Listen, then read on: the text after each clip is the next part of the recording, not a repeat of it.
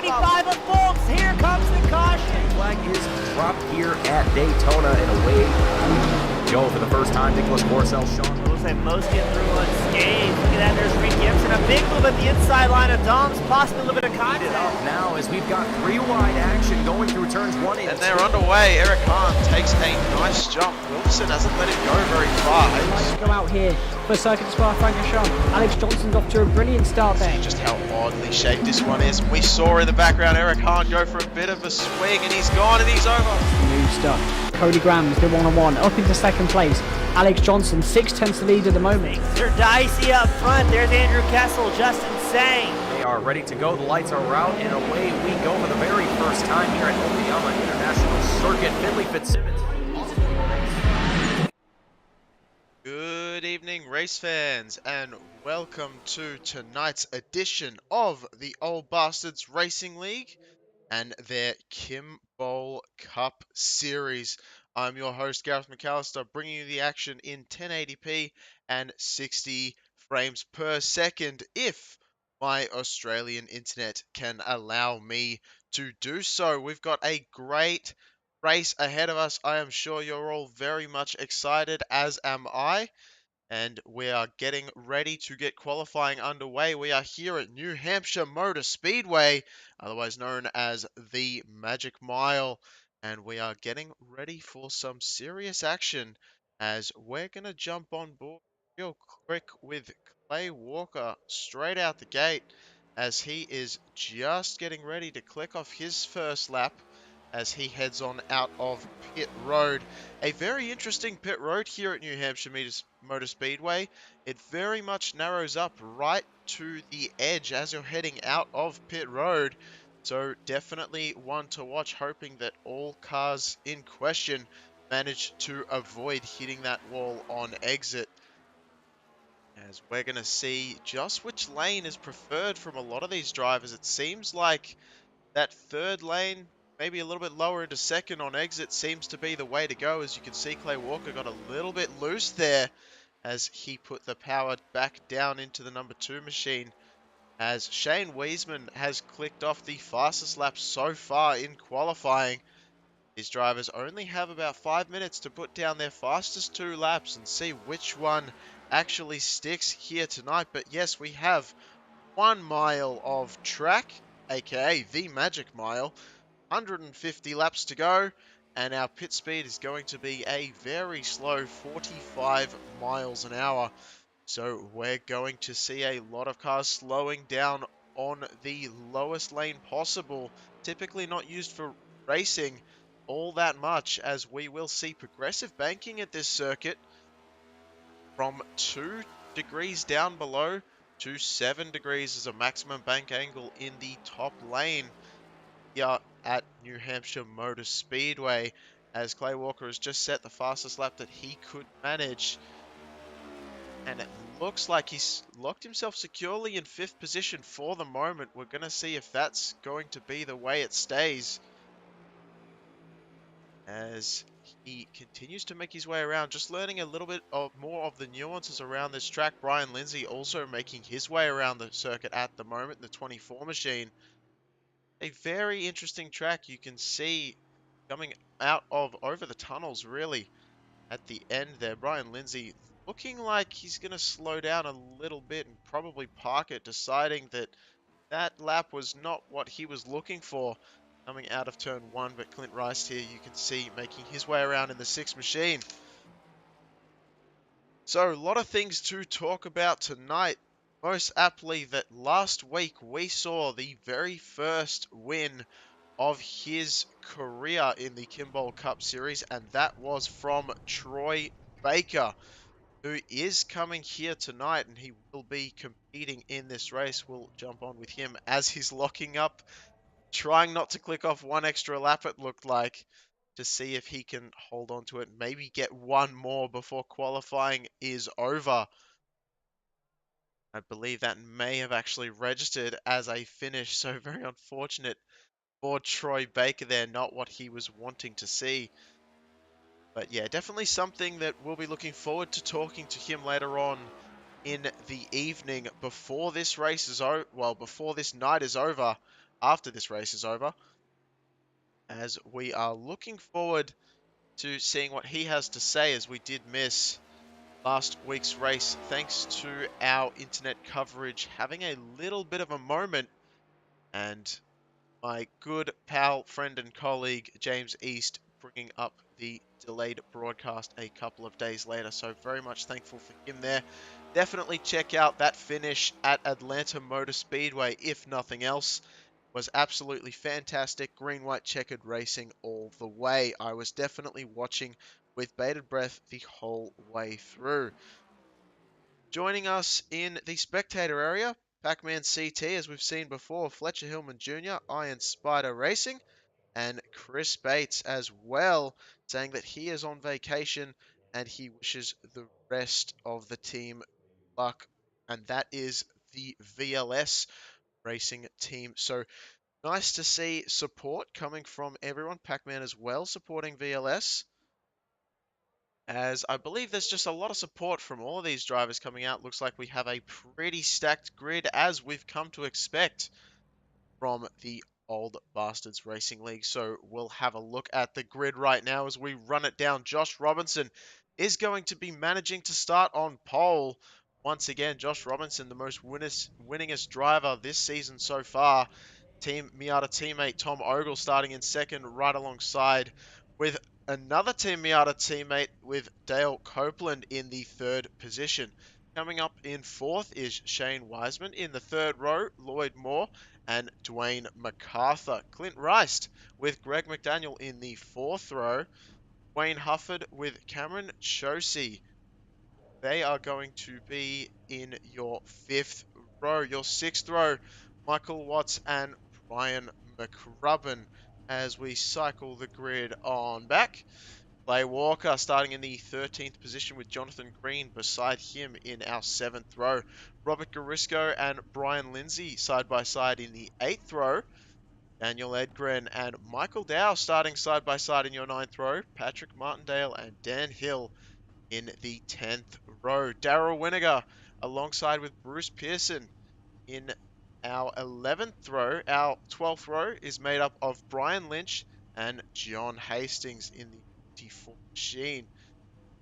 Sorry, excuse me, in the 32 machine. 24 is where he's starting, as I make that mistake.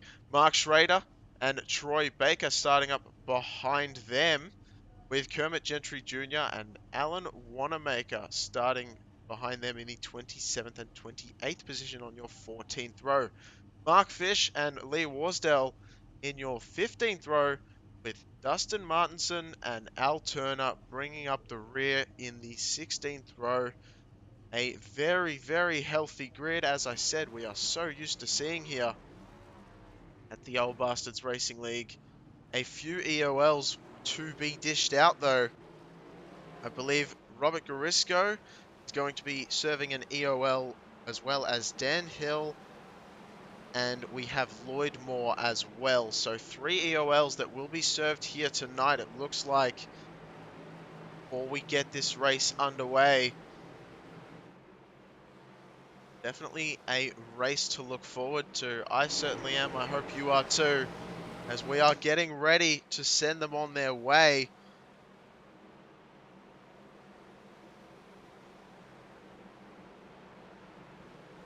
Chris Bates making some jokes on in the chat.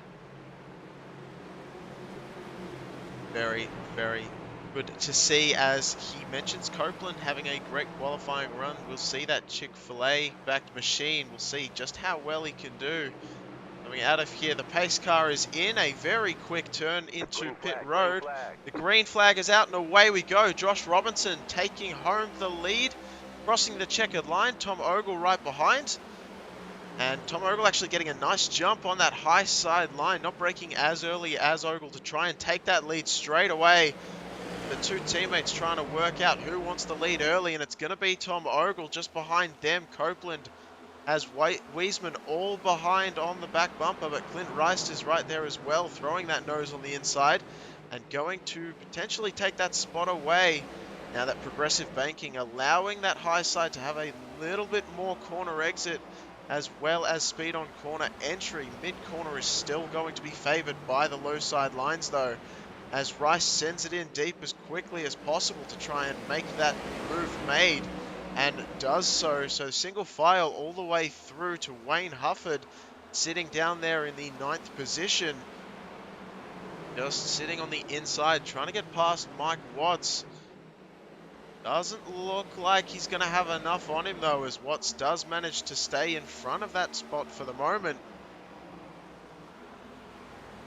Whitmore making his way through the pack in the 26th position, starting with an EOL here tonight, so trying to make his way through back up to the front, as we have a Tom Ogle that has dropped all the way back. What has happened to Tom? There's a little bit of an accident carnage going on behind them. That looked like Dan Hill went for a wild ride. And it was still under green somehow. Dan Hill's gone for a major accident. We'll have a quick look at that one if we can. So it just looked like side by side with Kermit Gentry Jr. Saw a little bit of smoke in front, tried to check up, wasn't able to do so. Just hits right on the edge of that. That's massive accidents. As we go back to live, we've also seen that it's under caution right now. And it looks as though Lloyd Moore and Mark Fish may have been involved in some more trouble. New Hampshire Motor Speedway picking him up and dishing him out real quick here tonight. First 5 laps showing us just how hard these drivers are pushing and just what they have to avoid. They're currently looking at Lloyd Moore, and one of those drivers with the EOL just having a little bit of a spin as he was actually avoiding a car directly in front of him. Let's go back and take a look and see if we can find who that was. And I believe that was... Let's see a different camera angle on that one. Oh, that was Hufford. So Wayne Hufford got involved in something. Let's back that one up. Is that a self-car spin? It looks like, yes, it looks like it was definitely a self-car spin. Or a solo incident causing a checkup, which in turn, gets a little bit of a tag from a few machines coming past. And Mark Fish comes to a complete stop to avoid that one as well. So a whole bunch of issues happening very, very early on. Saw the Tide machine was involved in that one. And we've got a whole bunch of cars down pit road. Tom Ogle, Bruce Pearson, Lloyd Moore, Clint Rice, Troy Baker, Alan Wanamaker, Wayne Hufford, Robert Briscoe Garisco, Brian Lynch, Mark Fish, and Dan Hill all coming down pit road. So a very, very stacked pit road at the moment.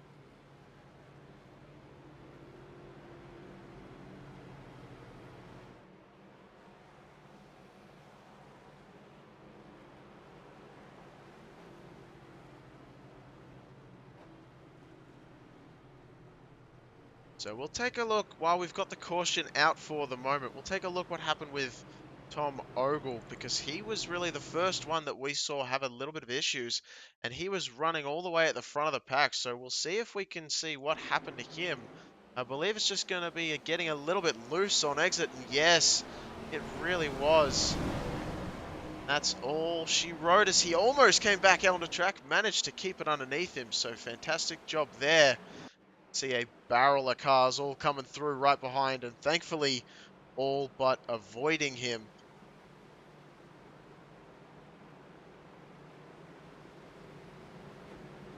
Steve SimStation as well joining us in the chat. Variable Banking took him out, and you know, that could be the exact case, as this banking, you know, there's a lot of strong opinions on whether variable banking should be used. I have heard all sides of the argument of how good or bad variable banking may be. And I can honestly say that, well, I mean, I guess I shouldn't really give opinions, should I? Being a commentator, I can say that I'll say one thing good and one thing bad. I'd say that the racing has gotten a little bit better as we have gotten closer to other cars. And I will say it does make the cars more unstable heading out of corners and into them as well.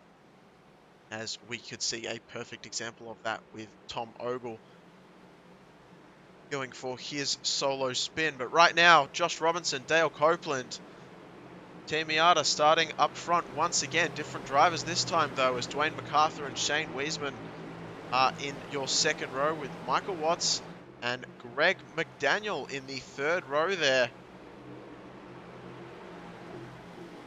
As the pace car has turned down into pit road, and the green flag is out. It looked like Dale Copeland was going to get a nice jump, but Josh Robinson did not go as early as he planned. So Copeland had to check up just a little bit, and that has allowed Dwayne MacArthur to come right alongside, see if he can make a move. And does so. That high side, that little bit of extra grip, little bit of extra banking seeming to work pretty well. Dale Copeland is actually still just on the quarter panel there, backing up a little bit earlier though, allowing MacArthur to come back down and take that spot away decisively, as Mike Watts also tries to get involved in that one. Unfortunately, nothing doing there. We cycle it on back a little bit further. Daniel Edgren is side by side right now with Brian Lindsay. Edgren on the high side, Lindsay on the low side. The Tide Machine of John Hastings gets involved with a little bit of a bump. And all hell is broken loose up front as the Taco Bell Machine, I believe that's going to be Chris Bates, has a bit of an issue. And that looks like Brian Lindsay as well, who we were all but just watching, having a little bit of an issue as well. What was that? That was Brian McRubbin. So the 09 machine having a little bit of an issue. Rubin, you can see, just loses the back end. Just absolute stepping out as he gets a little bit of a different grip level. Just a little bit too high on that seam. And the right side tires had more grip. Left side ones sticking that car, spinning it around. Taco Bell Machine, unfortunately, nowhere to go, as right below him was Lee. Excuse me, that was not Lee Warsdale, I was about to say. That was, I believe, that Wanamaker? That was, I keep on thinking everything is Wanamaker. I don't know, Wanamaker just somehow just get along well. It was Clay Walker. But yeah, it was definitely Clay Walker that was just there. Nothing able to be done from either driver. Things happened way too quickly. And unfortunately, that was the result. Kermit Gentry Jr., we also saw on our timing sheet, went off track as well. I'm going to assume that was just in avoidance of the accident happening in front. And yeah, just a little bit checking up too much with those tires, just locking up just a tad, but managing to keep the car underneath him, pointed the right direction, most importantly. So, thankfully, everything sorted out once more. And we are under lights one more time, getting ready to hopefully go back to green on lap 13 of 150.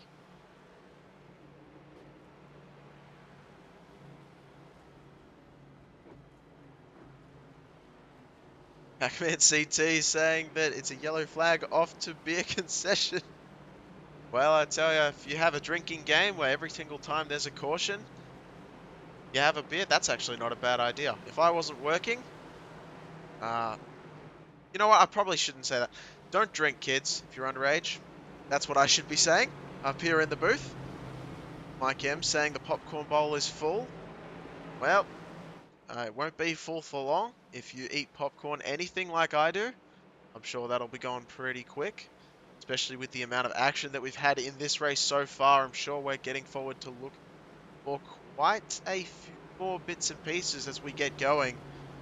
Right now in the pits, Mark Fish has just started coming out of pit road. Clint Rice and Cameron Shosey are in pit road for extended stays. Dan Hill, quite a few laps down, and I believe may have actually left the session altogether. Remember Dan Hill starting with that EOL and then having that massive accident where he went nose first into that barricade. And I believe deciding that that was all she wrote. Clint Rice comes back out on track. Cameron Shosey still in pit road for more than 3 minutes at this stage. So I don't think it's too much of a stretch to say that he might be one and done for this as well. Dwayne MacArthur and Josh Robinson will be starting as your first two drivers at the top. These two, no strangers to being in these positions. Michael Watts and Dale Copeland just behind them, with Greg McDaniel and Shane Wiesman still sitting in that third row. Shane Wiesman doing a fantastic job, it has to be said here tonight, keeping that 69 machine up toward the front as we get ready to rock and roll once again. Green, green, green. Lap 14 is underway for green, and that's going to potentially be a pass before the flag. We're going to have to see what the stewards think about that, with Dwayne MacArthur being right alongside Josh Robinson there, heading into T1, still side by side for the moment. And these two drivers know all too well how to drive against one another, as Josh Robinson does take that lead away, so he is going to be staying out front for the moment. Dale Copeland looks like having a little bit of trouble with that machine, seeing Greg McDaniel coming up right behind. Shane Wiesman thought about making a move there as well, decided against it for the moment. And we are under caution straight away once again. Something must have happened. I believe that was just our live timing software that was telling us that there was a caution, and there wasn't actually one, so I apologize for that. Gonna have a word with the guys up in the commentary box. We also have a fly buzzing around in the commentary booth at the moment. All sorts is going on right now. Apologies if you can hear a bit of a buzz in my microphone, but we are still continuing to watch the action and calling it as best we can, as Josh Robinson has just set the fastest lap of the race, a 31.15. Now the yellow flag is out, and we've got full confirmation. Brian Lindsay has been involved in an accident, we are being told. Hopefully, it's not too bad. Brian Lindsay, the 24 Exalta machine, having a good run so far.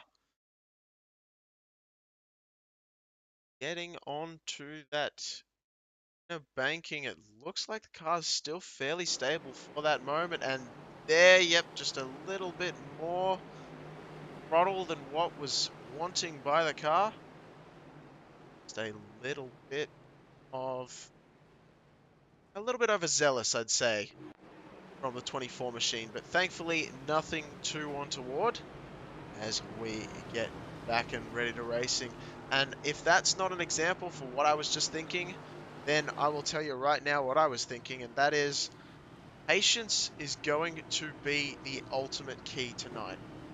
If you don't have the patience, not only against your competitors, but also against the track, then you may find yourself with a little bit of a problem, as it does seem like you are going to have to be waiting on that throttle much longer than you expect.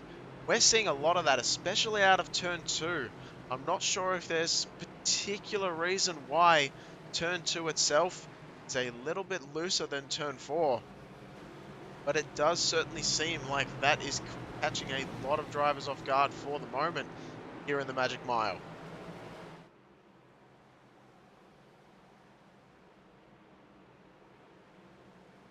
John Hastings is going to be way down lower on the banking, almost looking like he's saying, give me some TV time. And you know what? We're going to do just that as we take a beautiful close look at that 32 Tide machine.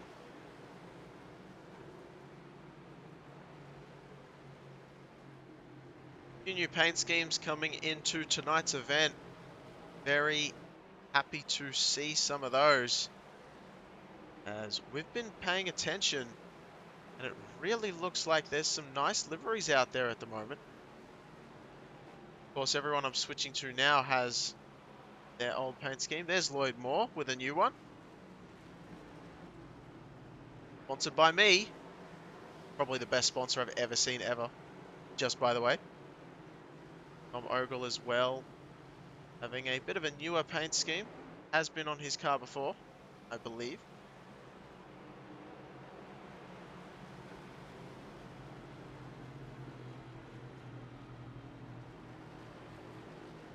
Alright, so pace car will go around at the very least one more time as these drivers still need to file up into double file wide. Chris Bates telling us that Martinson is running really well right now. Might as well. That is a good timing for you to point that one out, and you are absolutely right. Dustin Martinson sitting in the 9th position for Team VLS, and he is doing a phenomenal job in that 19 machine.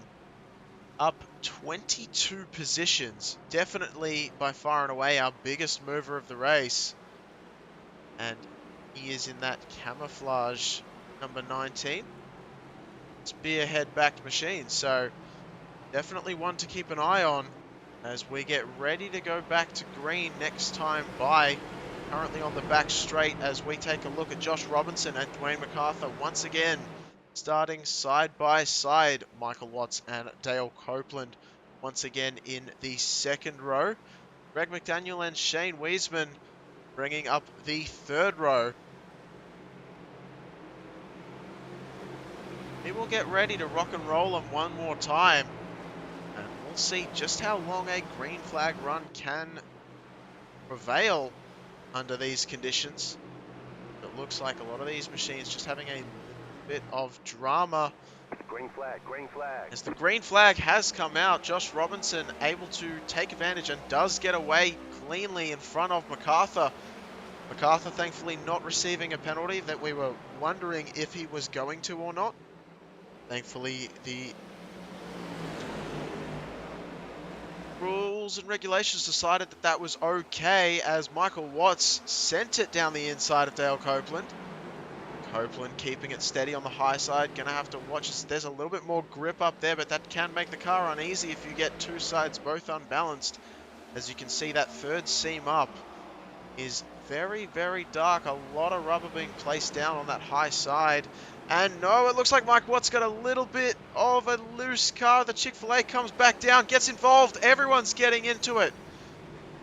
Everyone has to slow down to avoid getting into anything bigger than what it was. John Hastings, thankfully, not getting anything worse, but he did get a little bit of it. Somehow we're still green. What is going on? There is no way that this track should still be green, but it is. As Shane Wiesman has taken over the third spot right now. That was absolutely insane. Michael Watts jumps to pit road. What has happened? All we know is the field is absolutely spread out all of a sudden.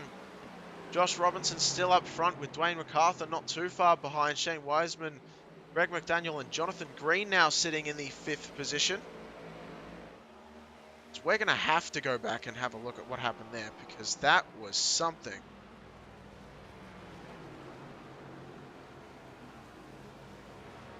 So this all started not with John Hastings. This all started with Michael Watts not turning in quite as quickly as he was hoping to. And right on the outside, Dale Copeland was just there. Copeland goes spinning. Watts, unfortunately, getting not slowed down enough. Tagging Copeland back into oncoming traffic. That could have been absolutely disastrous. Somehow we stayed green through all of that. No idea how. As Josh Robinson has now taken an almost second lead ahead of Dwayne MacArthur right now. So he has gapped Dwayne for the moment as MacArthur is still under pressure by Wiesman. And McDaniel's right on Wiesman's tail as well. As McDaniel makes that move and makes it very decisively heading into the corner. Oh no! Jonathan Green getting a little bit loose, tagging the inside wall. not bringing out anything. You can see still a massive gap to the rest of the field that had to check up for that incident earlier on. Yellow flag. So Green will stay in 5th, and there is the yellow flag that came out. I believe that was actually for Jonathan Green. We're not showing anything else up on our timing situation. Let's have a quick look. What happened to Jonathan Green? We'll see if we can lock that replay up. It's behind the 2 cars in front of McDaniel and Wiesman. And it just looks like, yeah, he's just lost. That angle is not an angle that the car is meant to be on. Just loses a little bit. Tags that inside wall just barely. As that inside wall does come out way more than it should do. But thankfully able to keep the car out on track and nothing much else doing as most of the leaders come down pit road. Now we're going to take a look because I feel like we absolutely have to. We're going to take a closer look at what happened to that earlier incident because this thing was absolutely crazy. And the fact we didn't get a caution still boggles my mind. So here we go. So you can see a little bit of a lockup from Mike Watts trying his most desperate to lock up that car and not get into Copeland. Unfortunately, just wasn't enough. Copeland goes for a spin. It almost looks like Copeland was going to catch the rear end and make it so that it was going to be okay. But Watts was still there, and Watts just tagged that rear end. Copeland, no hope of saving it, came straight down into John Hastings and also collecting that 19 machine that we were talking about so well.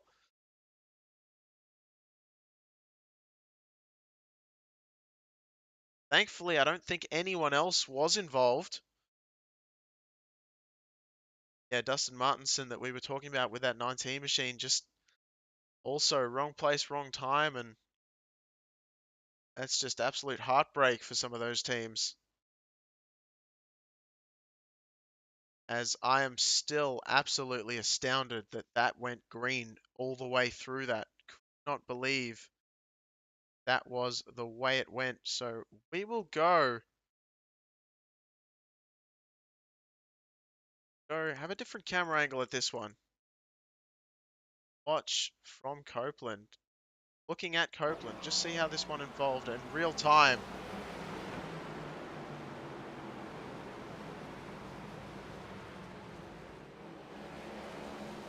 Absolutely nothing that any of those drivers could really do. And really, I do want to shout out a whole bunch of the field because they were more than 4 wide, a little bit close there with Gentry Jr. and I believe someone else was involved in that one as well.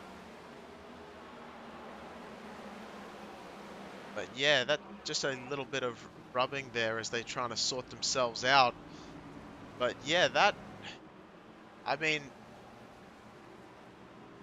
the fact, like I said, I want to shout out to the whole field really, because that could have been so much worse than it was. And thankfully, it wasn't any worse as we were expecting it to be. Pac-Man saying the flagman is going to get carpal tunnel. You know, that's a very real possibility. Yeah, tonight, and that has actually made me laugh, so thank you for that, Pac-Man.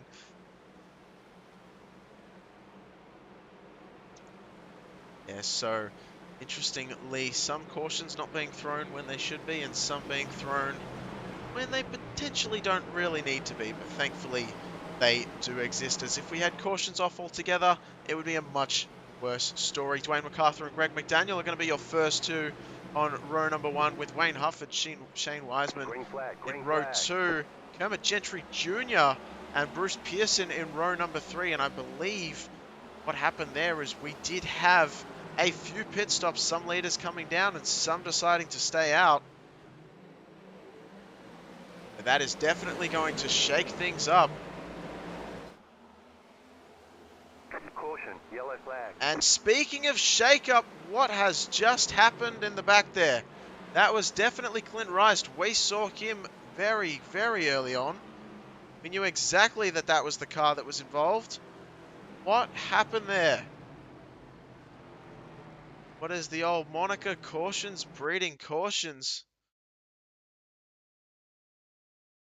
So we've been showed that Dustin Martinson was involved in this one as well.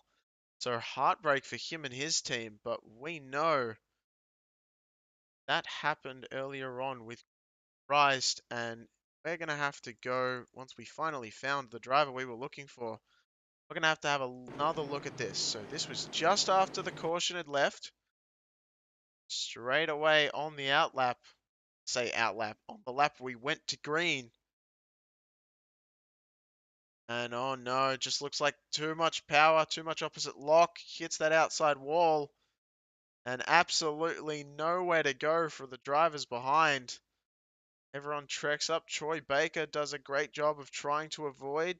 Does he manage to avoid? I'm flabbergasted he managed to avoid that. Fantastic stuff from the 18 machine.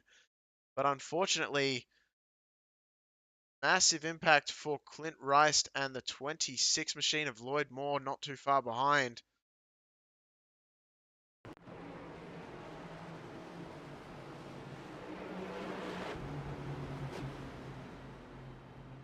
And so, as we said, cautions breed cautions. That is the absolute way that it has been going for the moment.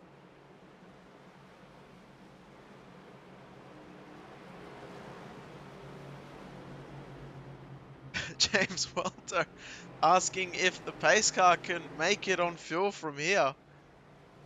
You know what, James? Somehow I think so. But it'll be definitely interesting. And you know what, speaking of, I haven't actually mentioned fuel strategy yet, so thank you so much for bringing that one to my attention. The fuel window tonight, I definitely should have mentioned it earlier, and I apologize for that. The fuel window was 90 to 100 laps. However, because we've had so many cautions, we've had cars come down and take tires, and I'm sure while they've taken tires, you can fill that tank full. So I'm sure these drivers have filled up their tanks once again over and over. So they can go, they won't be able to make the whole distance, but they'll be definitely going into, I want to say at the minimum, probably around about lap 110, 120 for some of these drivers. However, in saying that, Dwayne MacArthur has not pit yet. Neither has Greg McDaniel, and neither has Shane Wiseman. None of those three drivers, in the top four have actually come down pit road. Wayne Hufford has, in the third position, come down pit road once. So, those drivers in particular will be sticking to a very similar strategy. They may have saved a little bit of fuel up to about the 105, maybe 110 mark. But I'm not sure they'll have a whole lot more than that, as the Chick-fil-A machine you can see just beating the pace car out of pit road. May or may not actually get a penalty for that one. We'll have to wait and see. I think he was good. Have to wait and see if Dale Copeland made it out before the pace car made its way around. So, once again, we get ready to rack them, stack them, and send them on their way. Wayne MacArthur starting up front with Greg McDaniel right alongside on the inside to that degree, as leader does have lane choice. Wayne Hufford and Shane Wiseman behind them, with Robert Crisco Garisco making his way up into the third row, with Kermit Gentry Jr., our biggest mover, in the third row as well, up more than 20 spots as we get ready to go green once again. Here we go. Dwayne MacArthur getting a nice jump, but an even nicer jump from Greg McDaniel. Greg McDaniel backs off the corner just a little bit onto the entry and allowing MacArthur to take that spot away. Hufford and Wiseman side by side. Hufford's going to have to give him room. Hufford actually trying on McDaniel, I reckon, for the second place position right now. McDaniel has left a little bit of room. That one machine using all of that high side, but not using it enough, as the 75 machine of Hufford gets a fantastic run on exit. That low side line really working well for him tonight. Not quite enough to get past. Still side by side fighting for the second place spot. but it's going to be McDaniel who does end up taking over. You can see them fanning out almost 3 wide throughout the later part of the pack, as Bruce Pearson was one of those drivers who was involved in a whole bunch of traffic. 24 machine slowing a little bit on the high side there. That's Brian Lindsay. Thankfully not enough to really get involved in anything here as Tom Ogle sends it 3 wide into turn 1. Pearson backs out of it smartly as Ogle throws it in there. And Ogle making that move work some way and somehow, as they're still 3 wide a little bit further back with Pearson again on that inside. With Mike Watts, so some of these drivers with some newer tyres trying to get all the positions they can, trying to work their way back through the field. Mark Schrader having Watts right next to his door right now. And on that low side there, just coming out of pit exit, that was Clint Rice after that incident earlier on. And a whole bunch of side-by-side action here in the mid-pack. Roy Baker just in front of Mike Watts and Kermit Gentry Jr., who are currently battling for the 11th spot. Mike Watts takes that away. Ryan Lynch trying to follow him through.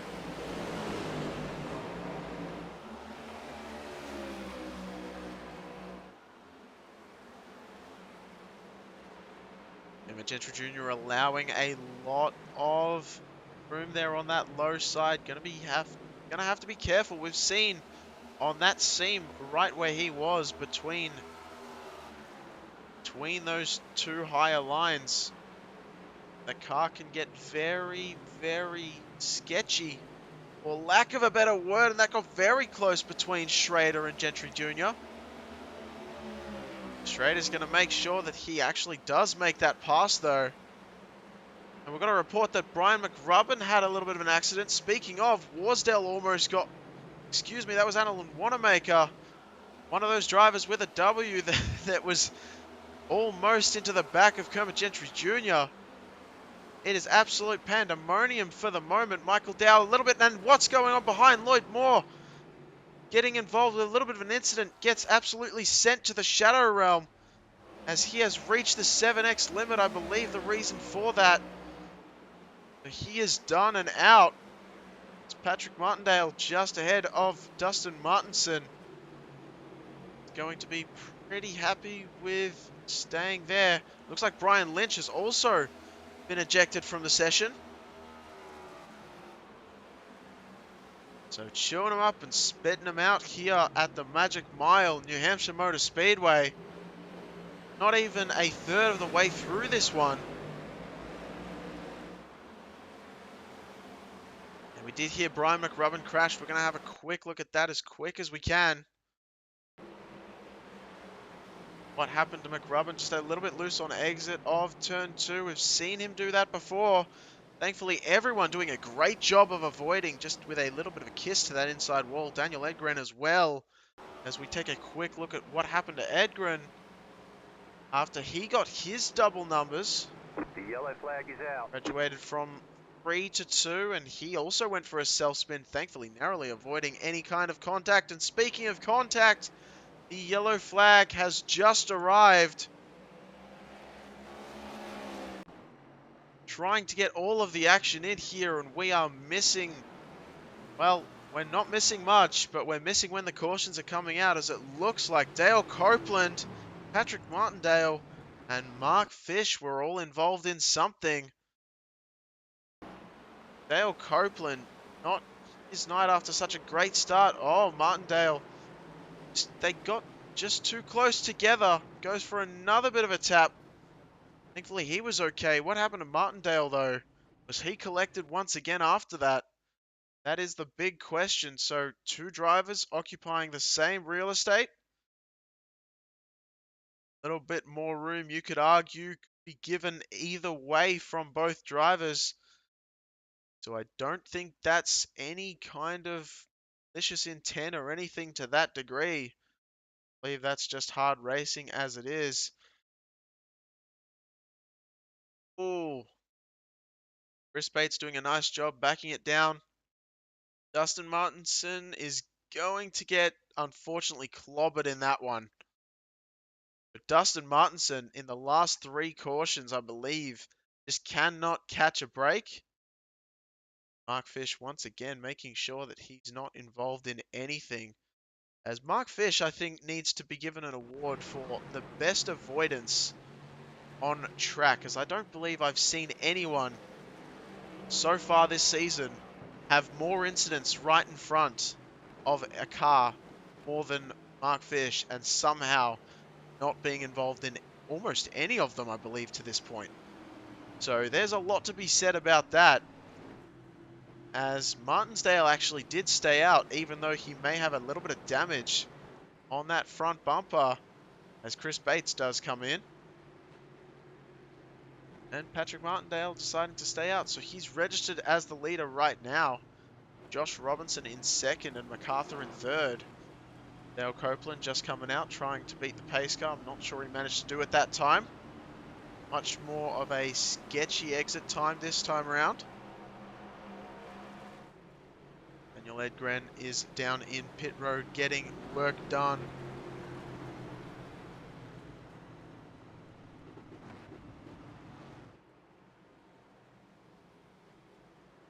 So we have a few cars on track right now, limping it around, as they are at least 1 or more laps down.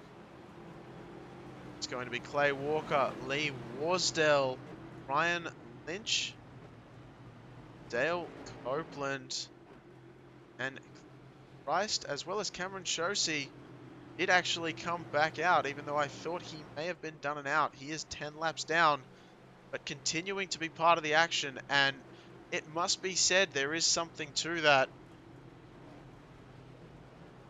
I think no matter how tough it gets, you never know what kind of position you could gain. Someone else could have some sort of big issue, could make a spot. And you know, as we're coming down to the last 7 races, including this one here at New Hampshire, before the playoffs take place, 1 point can sometimes make all the difference. As we get ready to go underway once again, Patrick Martindale staying out has decided that he wants the top spot. Josh Robinson starting alongside with Dwayne MacArthur and Greg McDaniel in the second row. Wayne Hufford and Tom Ogle starting out in your third row for this, our 6th restart of the night.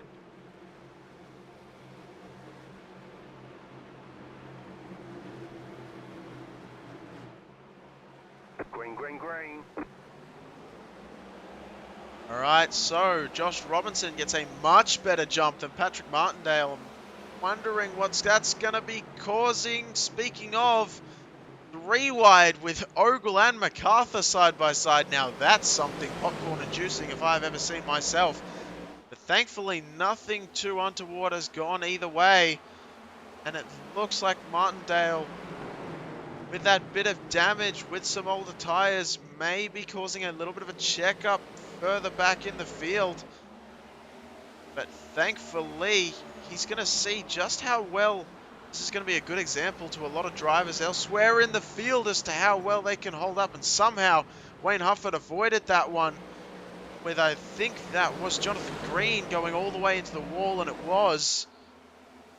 Thankfully managing to get back into the field without any sort of issues. Mike Watts going very, very high, allowing Martindale to come up midway through the corner if he needs to. Mike Watts making that pass now for the 6th place position. Eyes still focused on Martindale for the moment, but we're going to go up to the front because McDaniel has just absolutely blitzed through past Tom Ogle. Not sure what happened there with Ogle, but MacArthur right on the back bumper. Oh, and we just heard someone hit the wall. That is Patrick Martindale. We were trying to get a clip of it. There he is. We just heard it happen in the commentary booth right underneath us. We saw that smoke. There was the car, but thankfully no caution coming out. Not thankfully for him, but thankfully for some of these drivers up through the field, as I'm sure Josh Robinson and Greg McDaniel just want to click off laps and continue this one.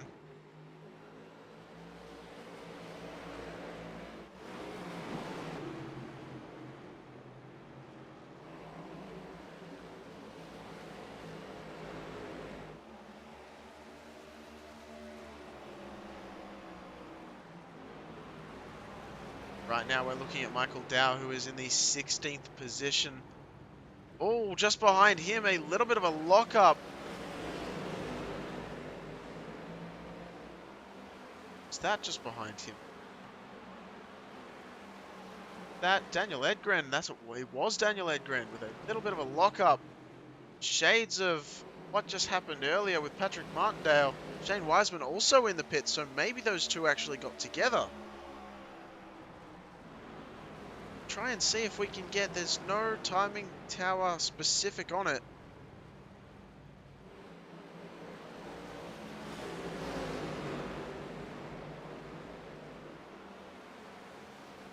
We're going to have a quick look while it looks like things have settled down for the briefest of moments.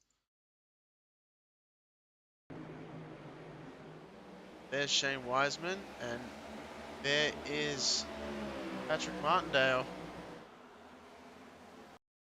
Martindale sends it in way too deep. You could see that from the get-go just before I hit the slow button. And bam. Yeah, just absolutely clobbers into the side of Wiseman. Oh, that is so unfortunate for both those drivers. Especially for Wiseman, who just happened to be wrong place, wrong time, as we've seen that happen so often so far tonight. And it looks like he was battling a problematic race car from then. And, oh, even more unfolded after that. So that was Wanamaker, as well as Brian Lynch, that were involved in that one. A little bit of issues down the backstretch because of that. And we've got a caution all of a sudden, which we've missed once again while we're looking at another accident. So, that moniker of cautions, breeding cautions, well, I guess that's exactly what's happening, as unfortunately it looks like Clint Rice is being shown as being involved in whatever this happened to be. Looks like it was a solo incident. There's no one around him. And yeah, Clint just goes for a little bit of spin, tries to catch it, and ends up hitting the wall and is sent to that ever-present realm of shadows.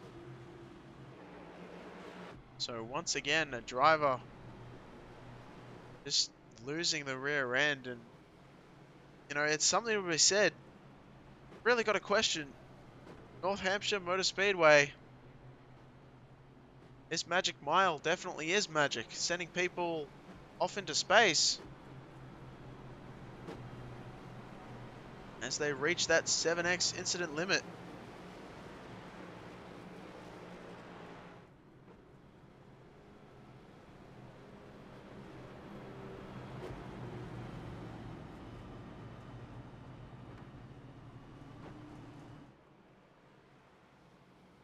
Mike saying it's popcorn refill time. It's going to be a long race. And, you know, I think that is potentially the way it's looking right now. We're at our 7th caution, just over a third of the way through. Lap 58, heading into 59 of 150. Although I do agree with James Weldo also joining us in the spectator area, saying they'll get it out of their system eventually and it'll go for a long green flag run. And, you know, I believe that is exactly what we're about to see.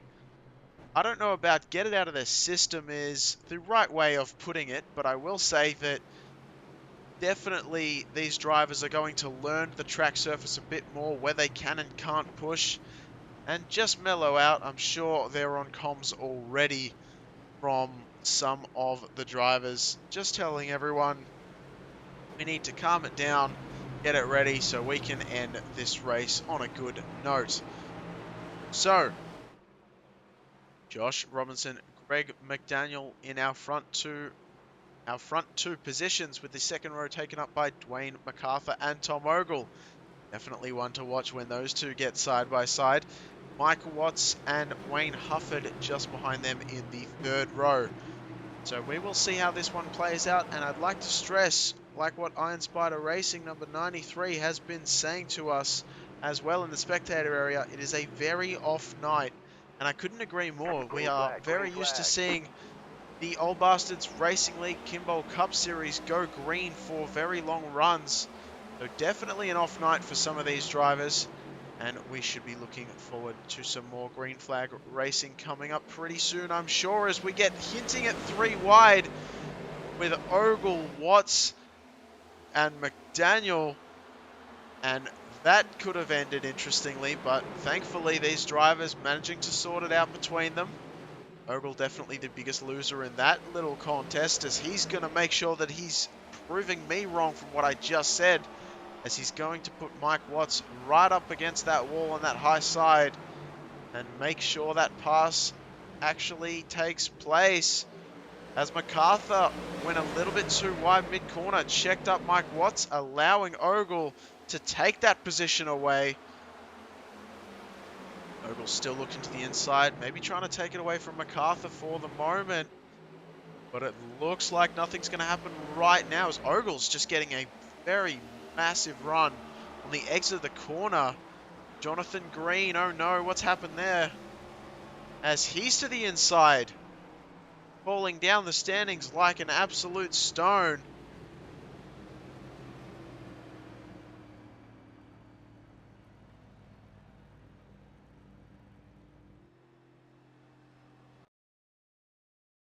So we'll see if we can grab that one real quick. They didn't grab that one as early as we wanted to, so we'll back that one up as quickly as we can. Let's have a look at what happened to him. Oh, wow. Jonathan Green incredibly lucky, but I don't know who's luckier. I'd have to say Bruce Pearson, is somehow, some way, Pearson managed to avoid getting any kind of involvement in that. That had to be absolute inches away from that front bumper, taking a massive impact. Thankfully, it wasn't the case, as Ogle continues to try and catch up to the rear bumper of Dwayne MacArthur. These two, such a long history, so well known with having great battles against each other.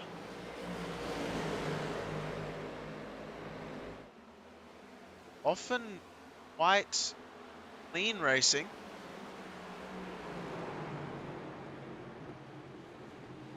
Don't want to jinx it too much, as Dwayne MacArthur continues to hold off Ogle for the moment, but you can see Ogle just gets that very nice run off the corner.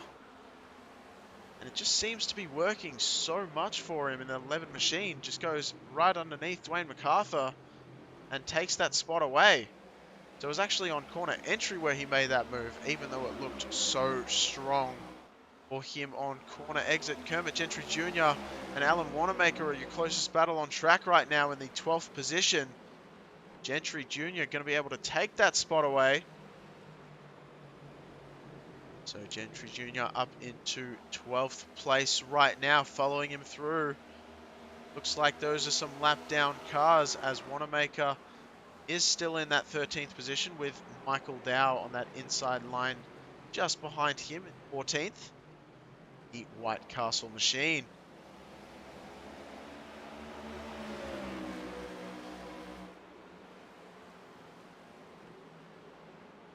Gonna have to watch out with some of these lap cars coming down. They'll have some fresher tires, and they will be having some interesting pace coming towards some of these cars that have not gone a lap down yet. They're definitely something we have to keep an eye on. As speaking of keeping an eye on, Ogle's still making his runs. Whoa, McDaniel goes way, way wide into turn 3. And Ogle just easily snaps up that position.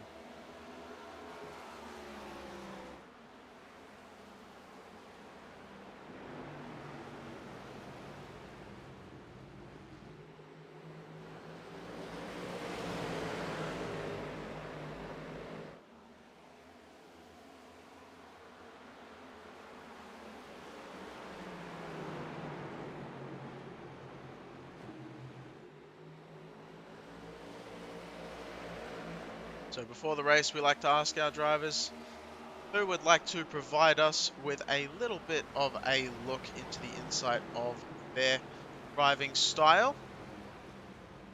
And this one came up pretty empty-handed, but I will say the number 1 machine of Greg McDaniel kindly offers his race car. So we're going to have a quick look at the gyrogram of just how much these drivers are having to fight this machine. And you can see, so he's in 4th gear right now, actually shifting into 5th. That's an interesting one, as we did see, or we did hear that some drivers are deciding to stay in their 4th gear the whole way down the straight, some in 5th. Interesting. So on the backstretch, McDaniel actually stayed in 4th gear that entire time. And a little bit of a lower run you can see than just in front of him with Tom Ogle and Josh Robinson.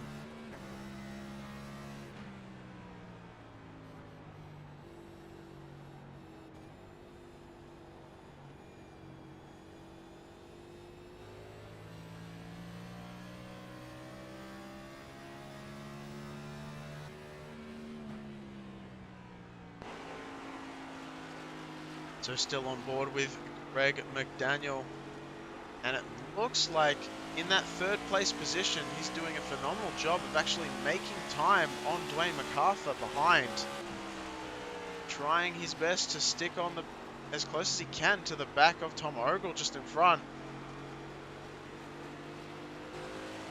Off throttle for a very, very long portion of the corner.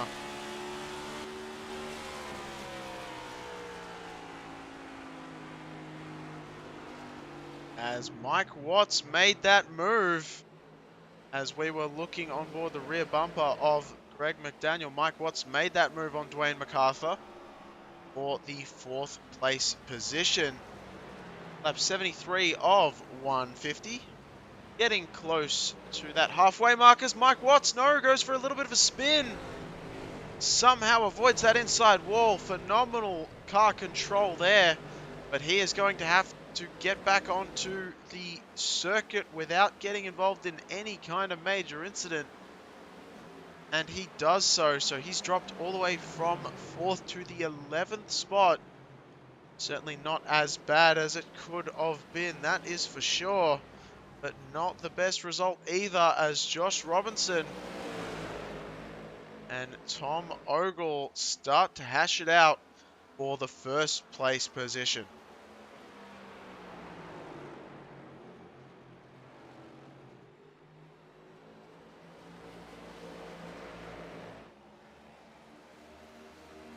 Dale Copeland joining us in the spectator area, saying that he is done and out.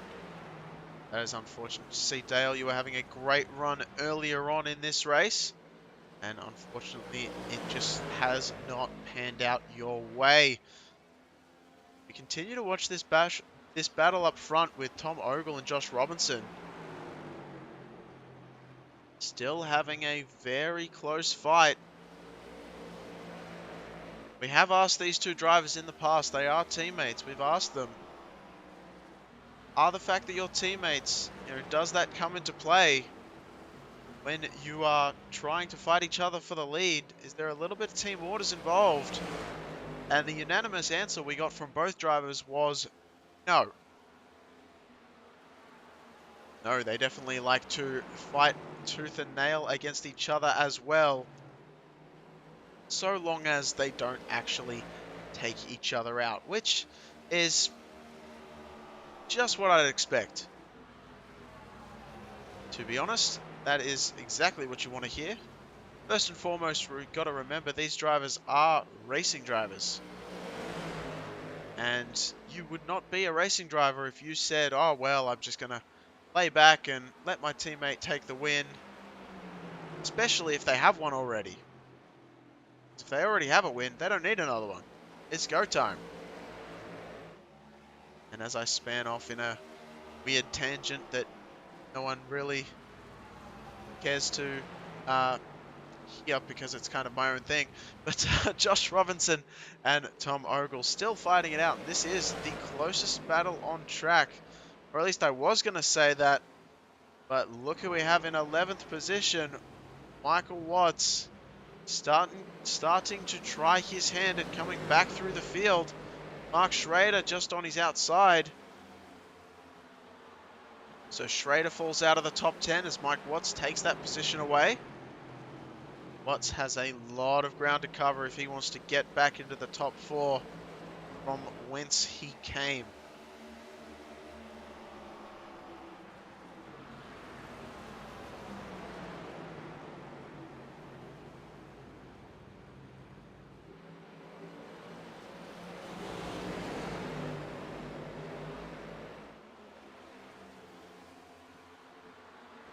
There you go, Copeland saying they're teammates now, but the last 10 laps, every man for themselves. That is absolutely awesome to hear. As we continue to watch this battle right now, because Watts is still trying to make his way back through the field. Brian Lindsay not going to let him have it too easy though. Brian Lindsay on that high line, just not able to get through the corner quite as quickly as Michael Watts. Watts definitely has something figured out in that machine.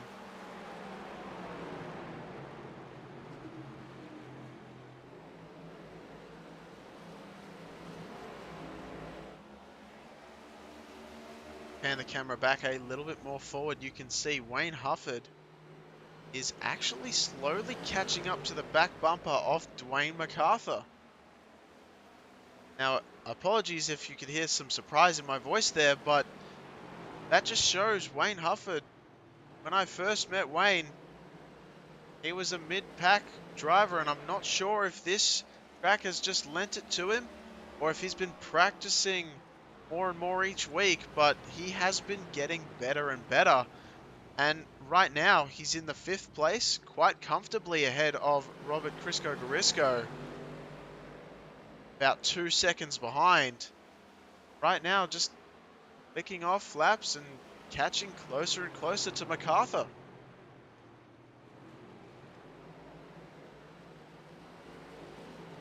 So very intrigued to see how that one plays out. Mike Watts just making another quick move on Bruce Pearson to get himself into the top 8 spots.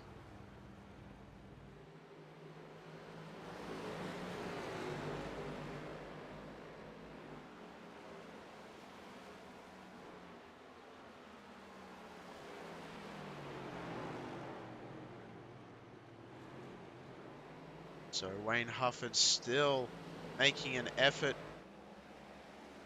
here to catch up to the back bumper of Dwayne MacArthur and doing a great job of it. Still has to be said, Michael Dow in the White Castle machine has caught up to the back bumper of Alan Wanamaker. These two in their 13th and 14th positions respectively. Michael Dow makes that move. Going to be side by side heading into T1. Dow breaks a lot earlier than Wanamaker does. They're right behind Mark Fish as well, who is also pole position in that 12th place spot. These three are going to be battling pretty hard, I guarantee it, to get to that top 12 position. Wanamaker goes high.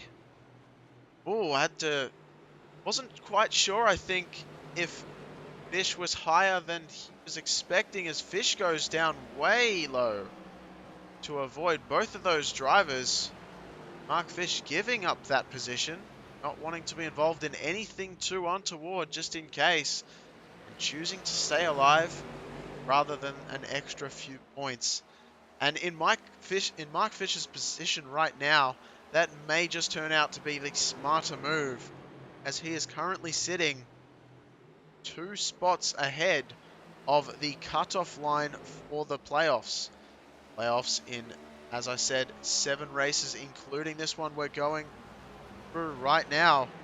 Top 18 make it into the playoff charge.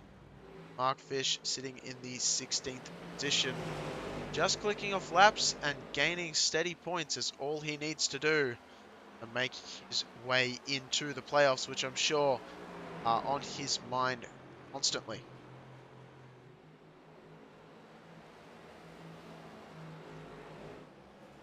So more than halfway through this one, The field spreading out a little bit at this point. For the most part, as Michael Dow is catching up to Wanamaker.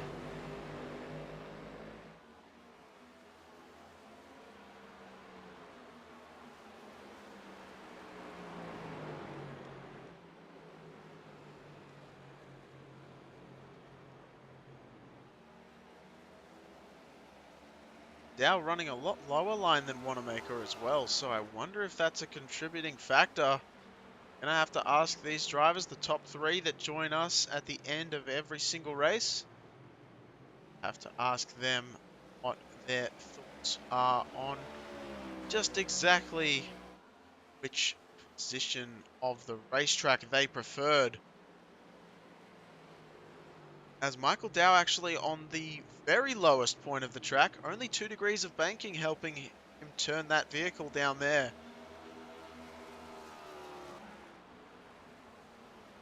And not a favored option at all by a lot of these drivers, choosing to move up one more lane for his entry into turn 1 and 2 that time by.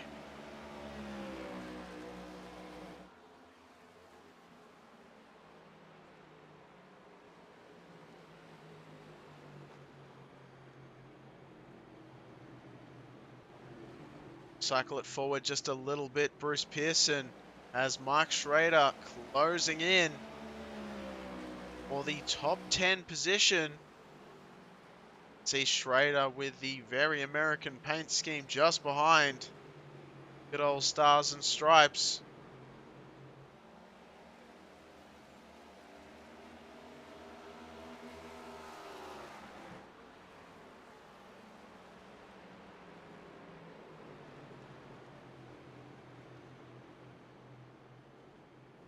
So I'm not sure if you can read just what that message says on Bruce Pearson's machine, but I am in full support of that message right on the side of that 22 car. United in the war against veteran suicide, and I could not agree more. It's definitely something that happens and affects all troops and everything regarding to, doesn't matter what position you're in or where you find yourself, not just for veterans either, just for people in general. As we watch a little bit further up, because Brian Lindsay, to try and get a little bit less of a somber topic, Brian Lindsay just in front in the 9th position, with Bruce Pearson actually closing in and Mark Schrader still closing in on Pearson. So these 3 drivers will all be battling for a top 9th spot.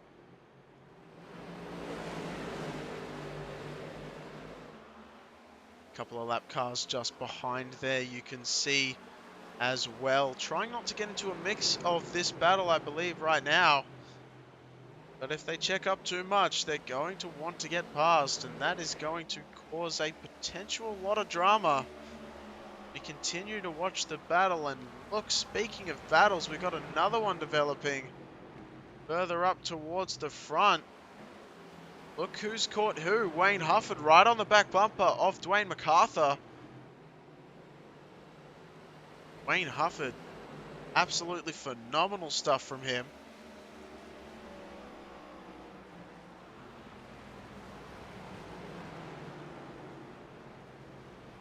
Chevrolet Camaro, the only one in the top 5 right now.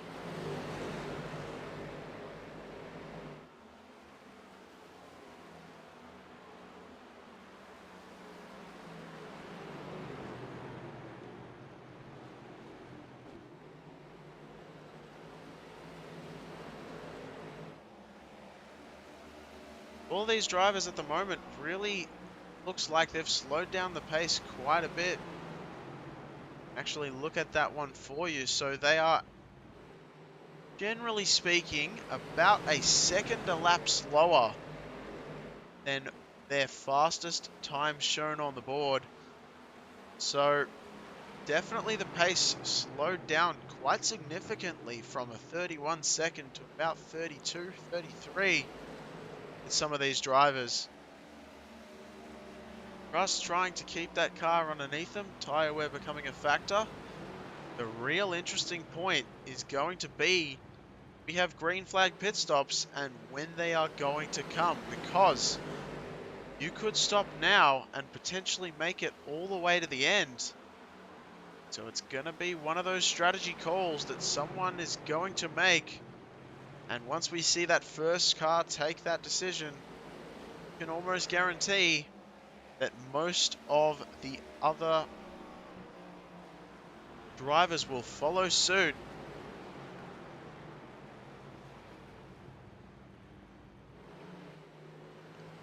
Well, who was it in the spectator area that said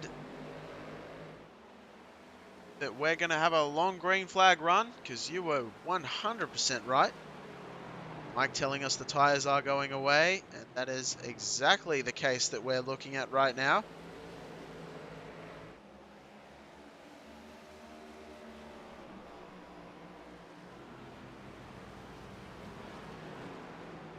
Pac-Man saying tap that Bass, as Dwayne MacArthur is the Bass Pro Shops machine. Just telling Wayne Hufford to... We shouldn't say that too loud. Wayne Hufford might hear us and get the wrong idea and try to turn MacArthur, but at the same time, great run from him, but I believe may have burned up his tyres himself trying to get up to the back bumper of MacArthur, as he is now dropped off about a second behind MacArthur himself, so not quite where he wants to be right now.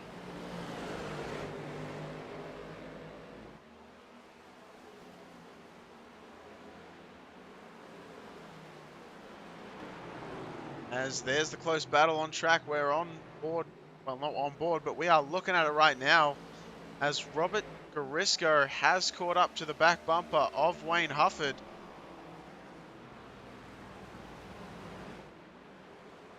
You can see it there, Crisco Garisco, and Mike Watts from 11th position is trying to make his way back through the field, up to 7th for the moment. One of those drivers who've become very well known for saving tyres as long as possible. Daniel Edgren lap down car staying well out of the way of this fight.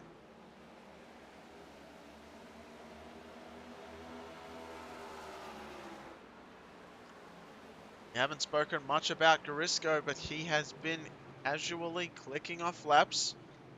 Up 9 positions for the moment and has done a great job getting himself into that spot. As Mike Watts is going to take that away from him though.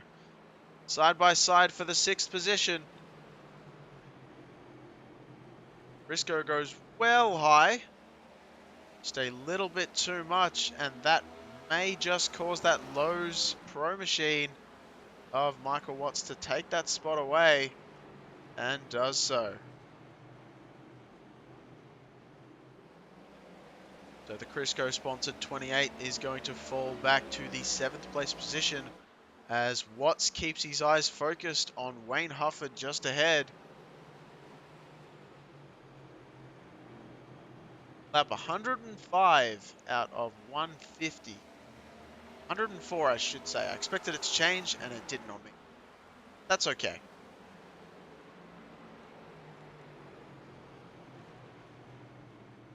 Mark Fish there going one lap down, staying well wide of these leaders. And that's the thing we haven't talked about yet tonight is lap traffic and just how much they could play a role in this race and just how the results end up. Thankfully, as of this moment, no lap down cars have really been involved in anything other than their own battles. Comes Mike Watts. See, a lot more confident on those older tires. See just how he got the power down, moving right up to that wall.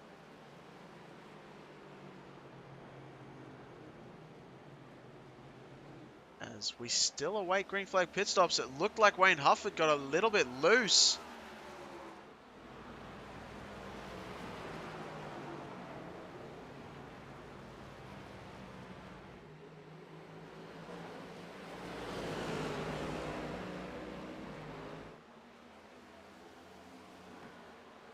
And there we go. No, deciding better of it. Looking from the back bumper of Wayne Hufford right now, we can see Wayne MacArthur's machine. Sorry, Michael Watts' machine. Looking very big in that rear view.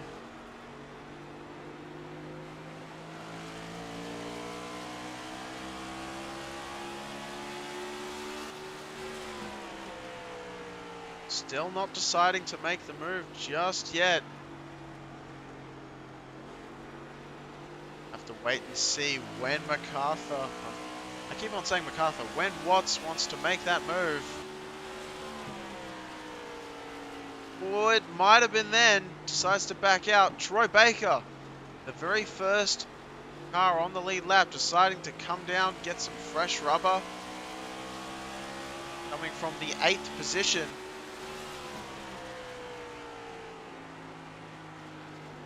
This is a fantastic view. I really like watching these cars come up right behind. As I said, Troy Baker, last week's winner, is going to be down pit road, coming out right now. You can see just leaving his pit stall. And I wonder just how early that's going to force everyone else to come down pit road. Troy Baker does have a win under his belt now, so it makes you think, would this be a strategy play to get the second one straight away? It definitely could happen.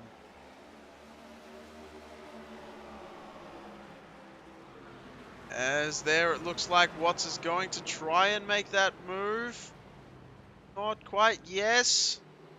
Oh, it's very close indeed. Hufford is giving him the room that he needs.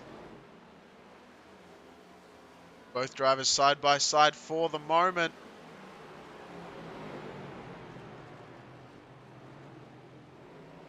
And yes, so Watts takes that spot away.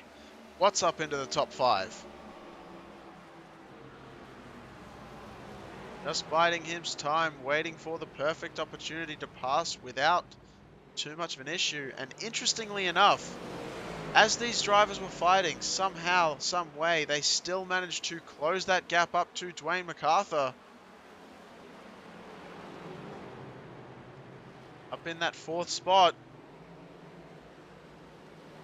Wayne, more of a short run driver as we know, so he's going to be wanting to stay out possibly as long as possible to get that short run advantage on fresher tyres as we wind down the clock here.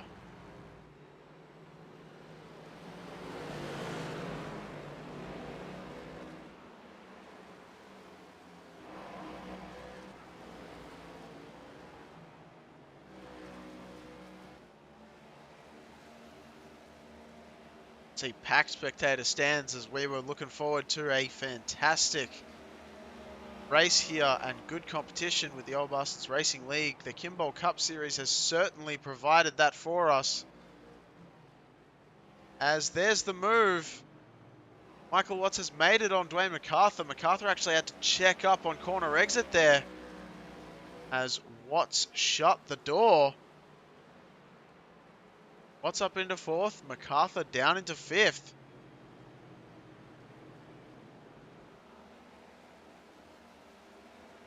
So no one coming down pit road, interestingly enough, except for Troy Baker at this point. Really interesting to see the lap time difference right now. And yes, Troy Baker setting lap times a second faster than Dwayne MacArthur right now. Michael Watts actually setting the fastest laps on old tyres at the moment with a 32.17. Josh Robinson right behind with a 32.19. Just a little bit quicker. 31.92, excuse me. Michael Watts continuing to get faster somehow on old tyres. Absolutely boggling my mind as Troy Baker making his way through has gone past Mike Fish. back up into the 13th position. Still a lap down from the leaders, however. As Robinson and Ogle have been continuing to maintain their first and second spot this entire duration of the run. And the gap has neither increased nor increased a whole lot.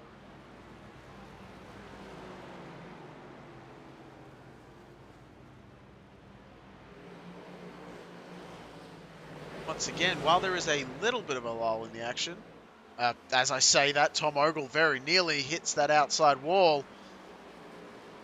But we would like to thank everyone for joining us once again in the spectator area. Whether you are friends or family of the drivers, someone who's just stopping by, having a look, someone who's interested in joining the Old Bastards Cup Series, Kimball Cup Series, please check out their website and have a look at their Discord as well.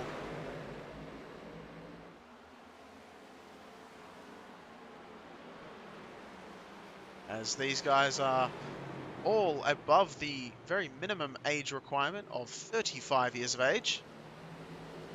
Hence the Old Bastards title. These drivers all doing a fantastic job. They all know how to race. They all know how to race well and with a variety of conditions, following the NASCAR official schedule to an absolute T on the iRacing service.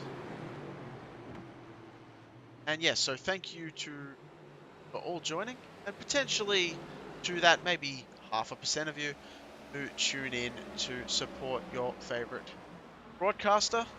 If that is me, I very much appreciate it. And we will see you, I'm sure, in the future. Not just you, but also everyone else who comes by. We look forward to seeing you week in and week out. One of those things that I am very, very much happy and lucky to be a part of. And I'm sure these drivers are very happy to have the support that surrounds the Old Bastards Racing League. So Josh Robinson and Tom Ogle continuing to put on a clinic. The first and second positions.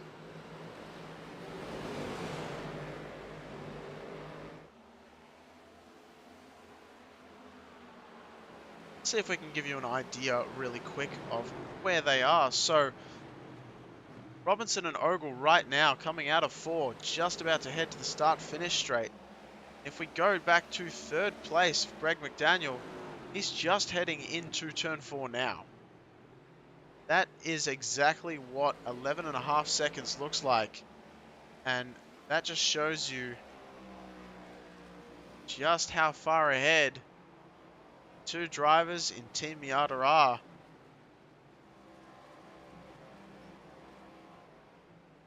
Let's see, scroll towards. They are heading into turn 1, and we'll scroll back.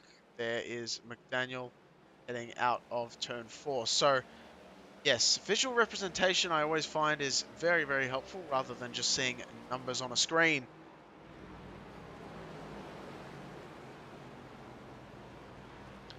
Those two have absolutely checked out, and the yellow flag has come out. That is absolutely huge. Kermit Gentry Jr. showing the reason for that one. And what is this going to mean? Well, I'll tell you what it means. It means that the leaders will all come down pit road to take tires and fuel to the end. But Troy Baker, the only driver who decided to come earlier, this makes me wonder if he stays out there, he'll be on the front row. So that is going to shake things up very, very nicely as Kermit Gentry Jr. Going to have a look at just what happened. We saw a little bit of smoke puff out the entrance to turn 1. See just what caused that. Looks like it might have been a solo incident. Not get into one of the Lynches, Brian Lynch that is, 9 machine. Doesn't look like he does. The back end just steps out. And around goes Kermit Gentry Jr. Still on circuit, bringing out the caution.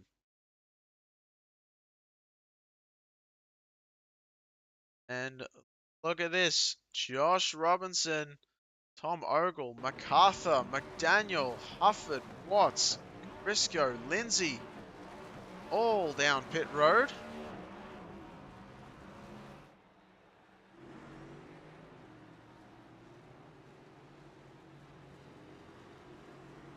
Daniel out third. Missed Robinson and Ogle coming out in the first two positions.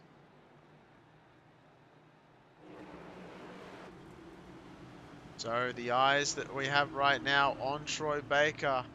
Has he decided that he wants to stay out? It's going to be an interesting call.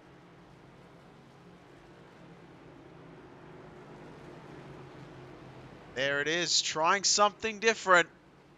Might as well go for it. Good on Baker for winning last week's race at Atlanta and going for it again. This could be interesting.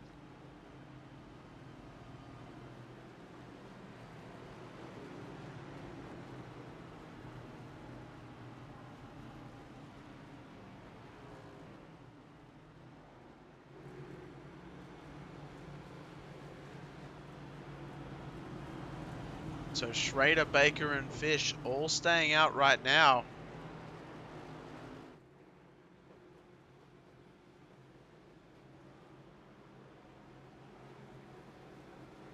Michael Dow. Some other lap down cars just in front of the leaders. We'll have to see how this one shakes up.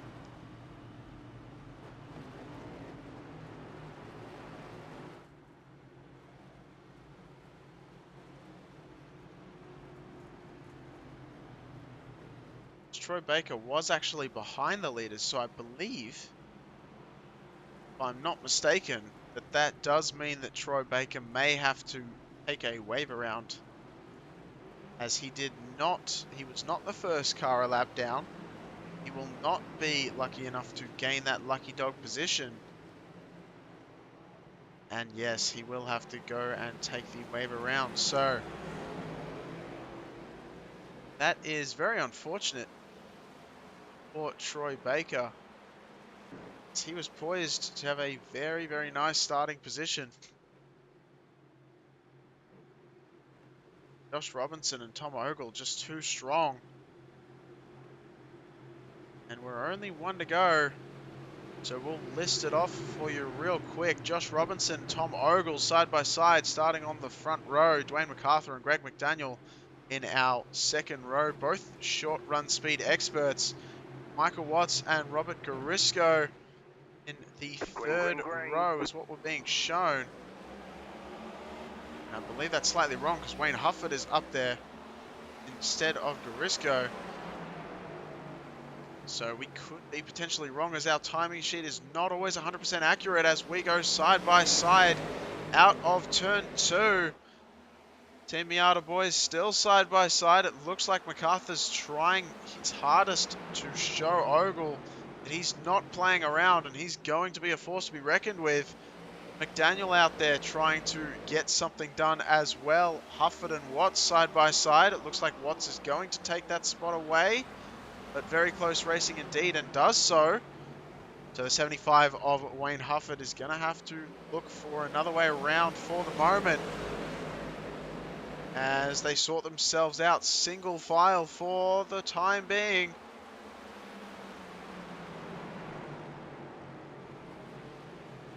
Robinson, Ogle, MacArthur, McDaniel, Watts.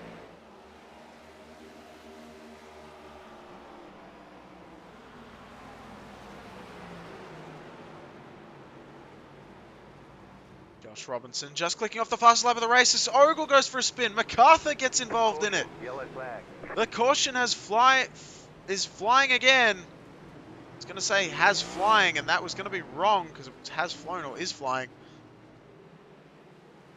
As I correct myself, which I didn't have to do, but still, Ogle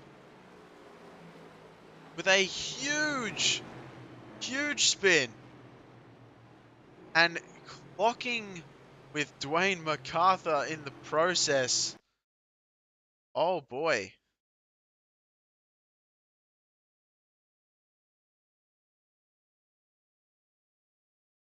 Let's take that back just a wee bit.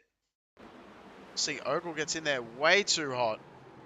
Loses the car, almost tags his teammate, and MacArthur nowhere to really go. Thankfully, not too much else was involved with that one. We did show that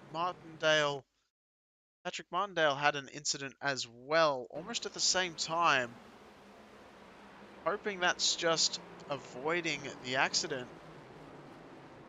Yes, it is. Sometimes slowing down in very, very quick order will cause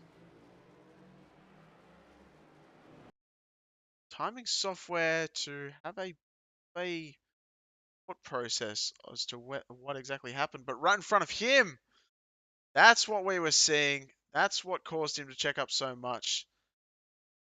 And that was, where can I find Daniel Edgren? Had his own little spin heading into turn 1 as well. So following in Ogle's footsteps, except actually going the whole way around and getting sent to the Shadow Realm with a whole bunch of drivers here tonight. Troy Baker, Mark Fish, and Mark Schrader, I believe, all came down pit road.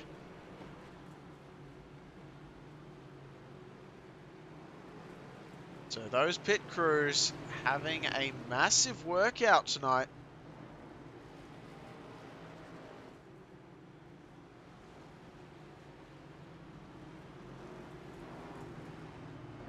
Sure, it's a question no one will be asking, but I would like to point it out anyway.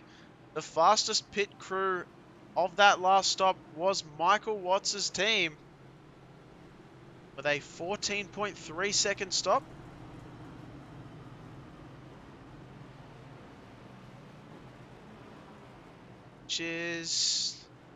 That is not quite a tenth faster than Mark Schrader, who had the second fastest stop, but still a good couple of tenths faster than the leaders surrounding him. So Michael Watts must be very happy with his pit team after that stop. Josh Robinson and Greg McDaniel going to be starting on our front row. As Ogle had that spin, Mike Watts in third position with Dwayne MacArthur also getting involved in that little bit of an accident. We're going to have to see just how damaged the front end of Dwayne MacArthur's machine is, and whether he is able to keep the pace that he once had. Wayne Hufford in the 5th position, with Robert Garisco finding himself in the top 3 rows. And up 10 spots to boot. Our biggest mover on track at this present point in time is actually going to go to Mark Fish, sitting in the 11th position, up 18 places from where he started tonight's race. See him there in the GoPro-backed Toyota, about mid-pack on the high line.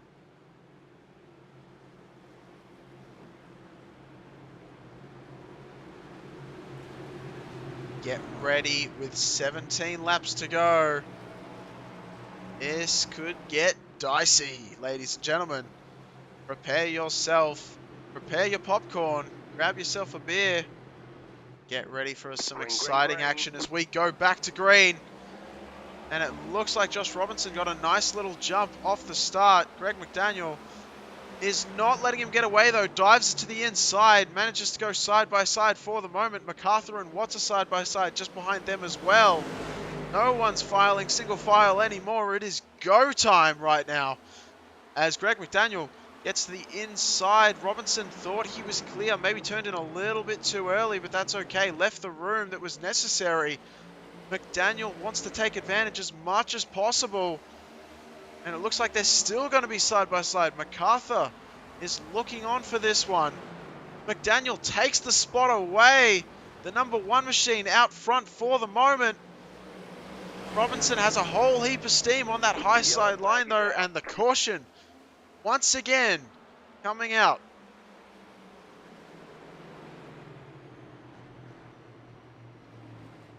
Bruce Pearson is going to be who we've been told is involved in this one. What has happened here, we're going to have to see.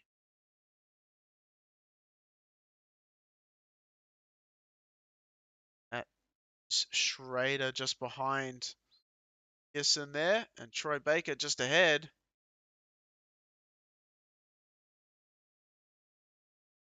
Pearson with a solo spin. We've seen that so many times tonight. Heading from turn 1 to turn 2. Heading into turn 1, out of turn 2. In between the two. I mean, these cars seem to be very loose and these drivers are not ready for it. Round she goes.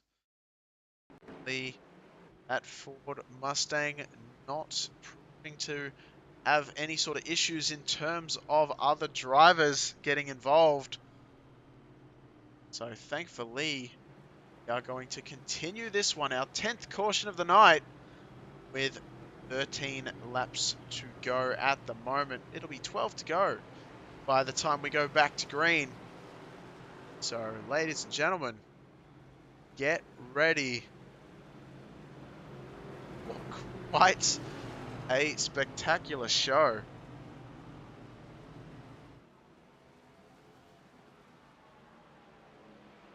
Greg McDaniel taking over the lead just before we get caught out with another caution.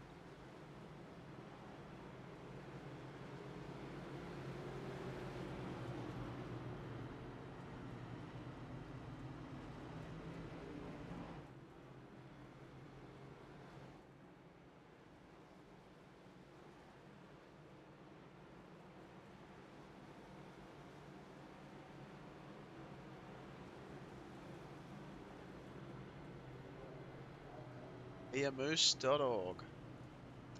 That's the sponsor of the #1 machine out front. As he has not been too much of a moose. He's a lot faster than a moose right now. See the field just deciding where exactly they want to go on track. And when they want to go side by side, I believe we might actually have a little bit longer. It might be 11 to go by the time we go back to racing. 12 to go, probably a bit premature on my part, thinking that we'll go back that early.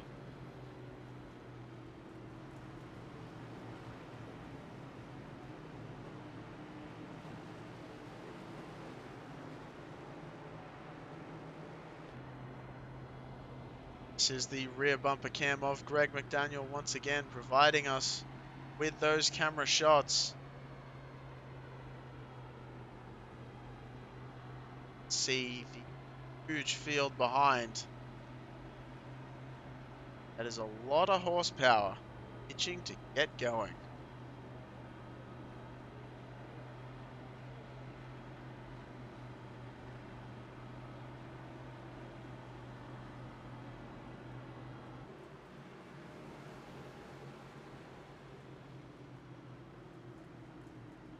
Here we go. 11 laps to the good. Are we going to see another caution? Are we going to see a green, white, checkered? Or are we going to go all the way to the end on one dash to the field? To the finish line, I should have said. That is okay. I'm bustling with excitement. I hope you are too. Greg McDaniel, Josh Robinson starting on the front row. Michael Watts, Dwayne MacArthur on the second row. And Robert Garisco with Wayne Hufford in our third row. We're going to have to see how this one pans out. On the edge of my seat.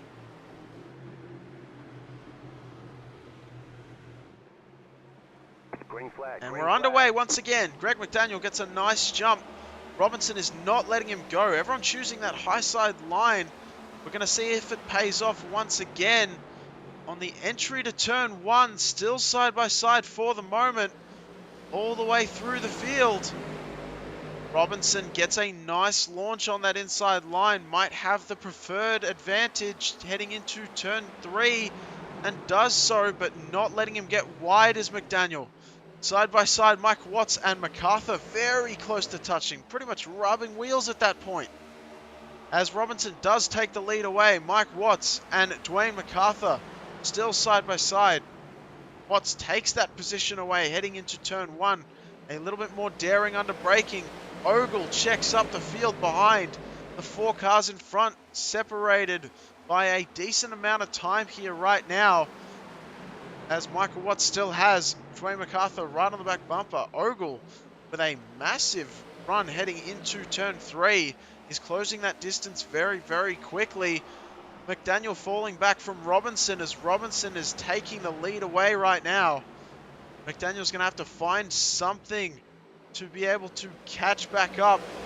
That 23 machine has been an absolute pearler so far. As McDaniel still trying to rock around in the second position at the moment.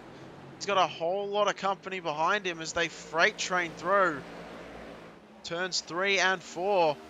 Josh Robinson still out front by 0.4 of a second.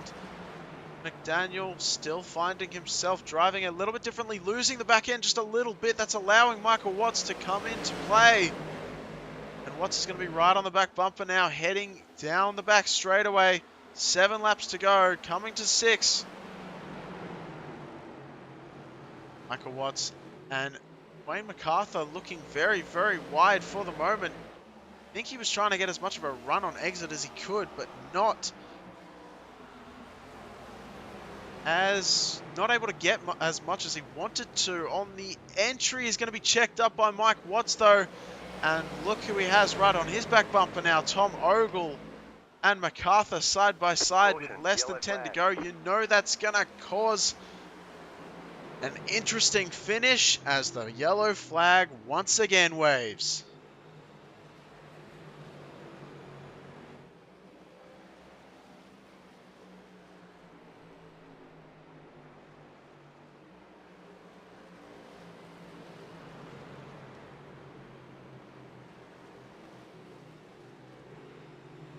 Being shown, Mark Schrader was off the track, and you can see already when we start the replay, looks like his Toyota is just a little bit too loose for comfort. 24 machine might have given him some help. I was very close to tell. I'm going to say yes, but it's going to be requiring a little different angle probably. See if there was any help given. Of course, Brian Lindsay in that 24 machine couldn't have done much else in the way of whether he hit the rear bumper or not. Yeah, I'm going to say that was a definite touch there. Rear end looked like it lifted just the tiniest little bit. And unfortunate for Mark Schrader more than anyone else, but it was a solo spin first and foremost. So, last week's finish, we didn't get to witness it up here in the booth because of my unfortunate internet issues. However, we did see it went to green, white, checkered not once. And the winner by the end of it was Troy Baker right at the end there. And that was an absolute doozy with a whole lot of action towards the end. And it looks like maybe heading in that direction. Josh Robinson is going to have to make that deciding vote. Where will he start? The outside lane has been the preferred starting spot so far. But he did manage to get past Greg McDaniel when McDaniel started on that outside lane last caution. So, what will we see? Will we see a green, white, checkered? That's the other question. Or will we have a run to the finish? I believe at this point we're going to have a green, white, checkered. Because the lights are still on the pace car. Unless they get left with 2 to go. Which will be very interesting. It's like a green, white, checkered, but without actually going over time.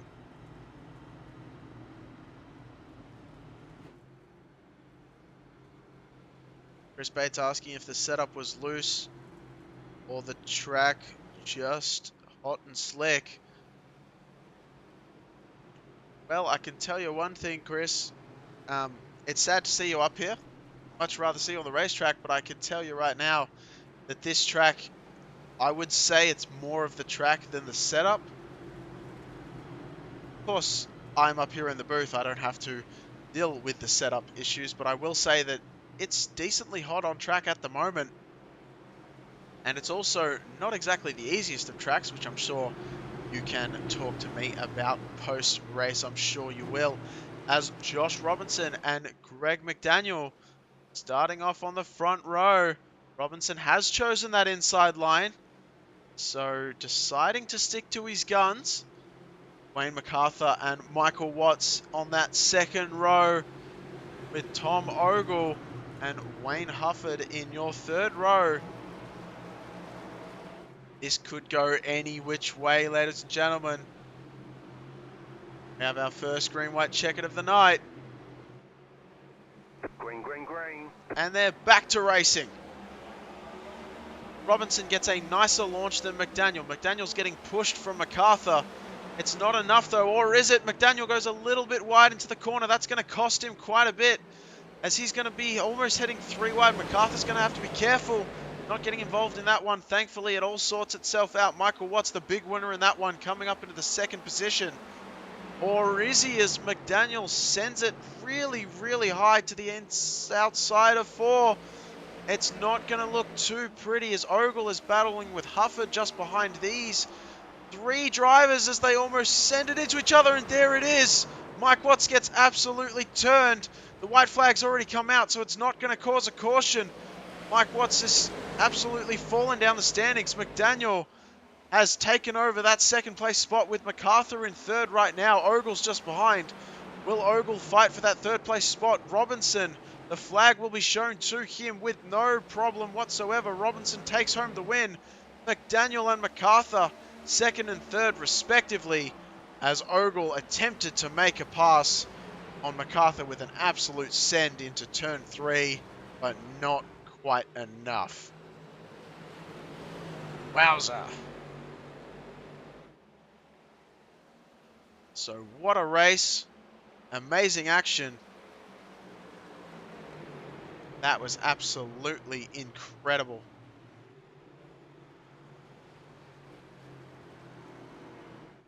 As I don't think this broadcast could get a whole lot better. That was absolutely phenomenal racing. All drivers involved.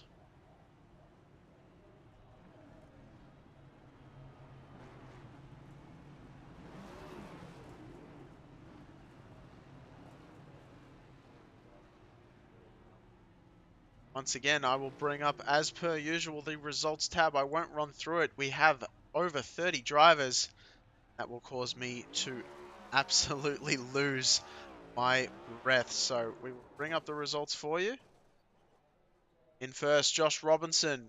Greg McDaniel in second. Dwayne MacArthur heading home that third spot, with Tom Ogle and Wayne Hufford rounding out our top 5.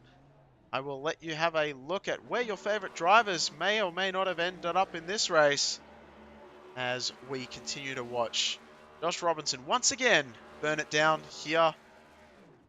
Magic Mile, Hampshire Speedway.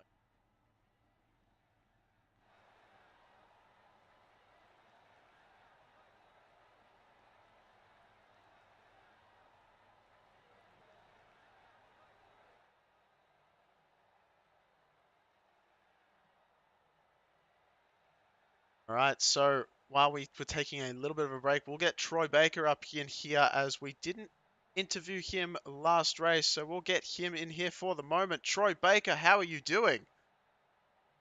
I am doing well, sir. How are you? I'm doing fantastically. I'm very apologetic that I didn't manage to get to you before, shall we say, at the end of last race. Your very first win, you must be absolutely ecstatic about how that went down at Atlanta Motor Speedway. Yeah, something I didn't expect. I'll tell you that. That was a heck of a race we all had last week, and it was just a lot of fun racing around those guys in the front. All right, well, just quickly, a couple of things. I did want to ask you, I talked to you a little bit after the show, that race, when I was actually able to make it into the commentary booth, just to let you guys know that I wasn't able to give interviews. And Troy, you were telling me you didn't have a speech prepared, didn't know what to say. Have you thought about it? I mean, I honestly have to give credit to all the other guys. Since I joined this league, my racecraft has gotten so much better. It was kind of intimidating coming in here and racing around a guy like Dwayne and Tom and those guys. They were just lapping me every race. But racing around those guys made me better, and I just appreciate them letting me be a part of it and finally getting a win with them guys. All right, well, I tell you what, that's great to hear, Troy. We're going to have to let you go as we've got another few interviews to get through, but wish you all the best for future endeavors. I mean, this race especially looked like a pretty good one from your perspective as well. So, I mean, I guess I'm going to have to do it.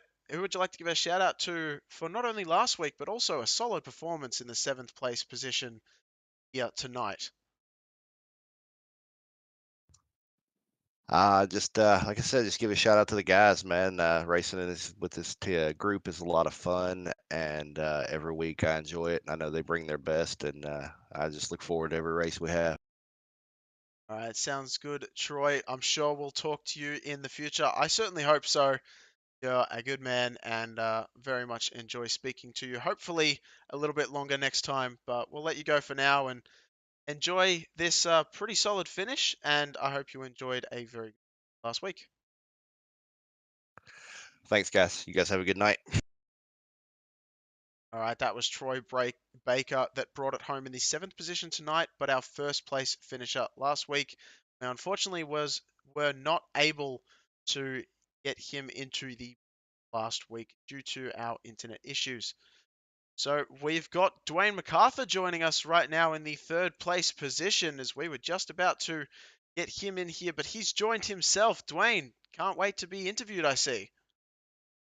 Yeah, I saw McDaniel was in the hauler there, so I figured I'd save you the trouble and hop up here. All right, well, I've got to ask straight away, how was that race from your perspective? And did you think you were even going to get a 3rd position after what unfolded just in front of you? No, I didn't plan on having a podium finish most of the race. Struggle here. I was playing a fuel mileage game in that race, and then the cautions came out late, and after that I thought maybe I'll go try to get it, but I didn't have high expectations there tonight. Well, we know you're good on the short runs, I should say, but it looked like your long run speed was pretty solid as well tonight.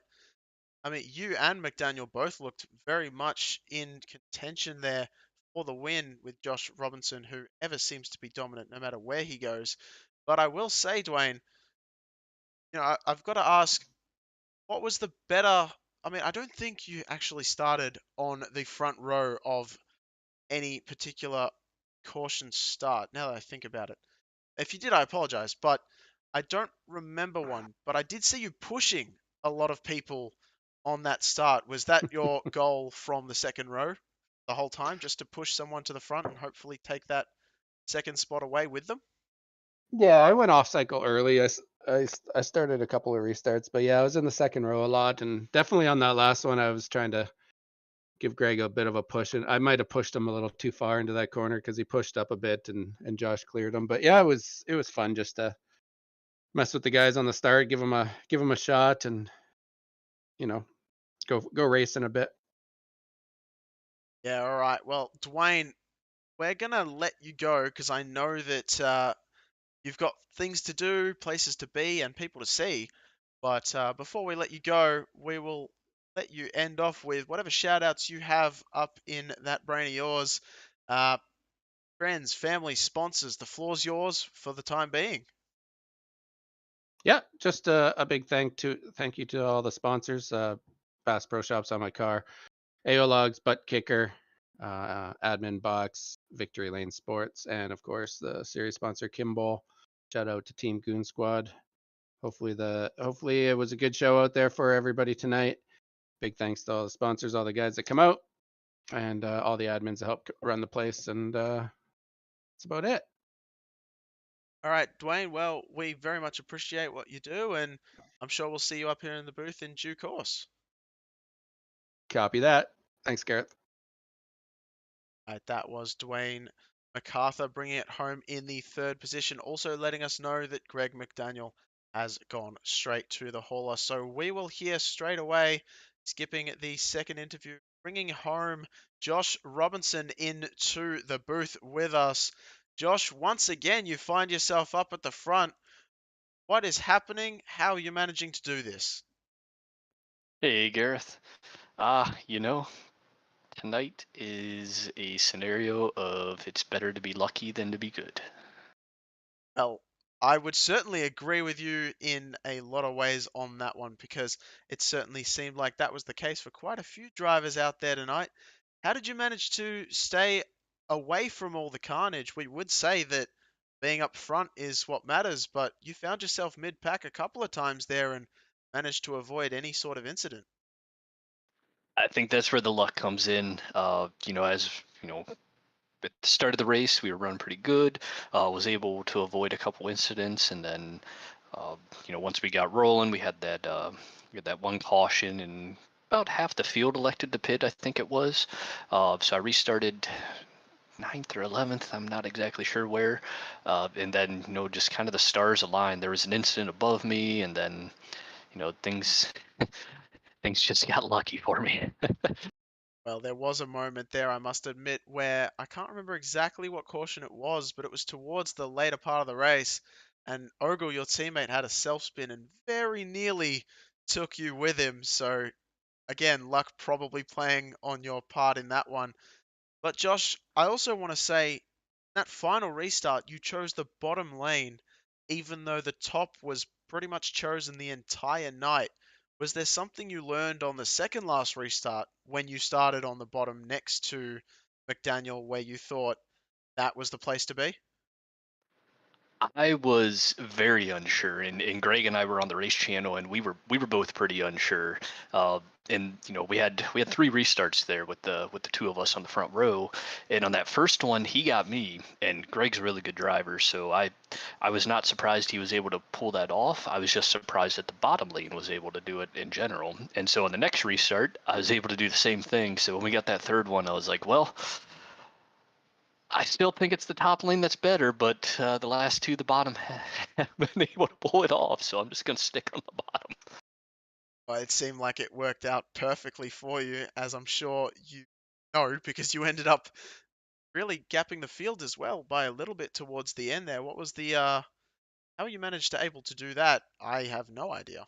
Do you reckon it was just hard racing behind you? Absolutely, yeah. I think the top probably 6 to 8 cars were equal on short run speed there, and I was just able to get to where I didn't have a car above me, and whereas those guys were 2x2 behind me. So good hard racing. Yeah, absolutely. Well, we enjoyed every minute of this race. It was super tight racing at the start, super tight racing at the end. In the middle, there was a little bit of a lull, but you were still finding yourself in a heated confrontation with your teammate Tom Ogle for that whole time. So hopefully there wasn't too much in the way of a little bit of rubbing and racing there, as we did pan occasionally back to you guys, and you guys were still just chilling out in the front. But I will let you go, and before I do that, any friends, family, sponsors, anyone watching you'd like to shout out to tonight, the floor's yours, Josh. Thank you, Gareth. Thanks to Team Goon Squad for putting on these broadcasts. They are always a blast to go and watch.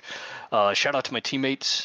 Tom is the fastest car here. He just had some mishaps tonight, but he is still the person to beat at New Hampshire. And then Brian, Dale, and Dan all had some hard luck come their way today. And then shout out to the League of Men for putting in all the work. Shout out to the sponsor, Kimball, for the title sponsor for this Cup Series. And then shout out to everybody that raced tonight. This was a really difficult car. you really couldn't be aggressive on the exit because it would just loop on you. And so you kind of substituted that to be aggressive on corner entry, and you just kind of couldn't. It was a really, really tough car to race tonight.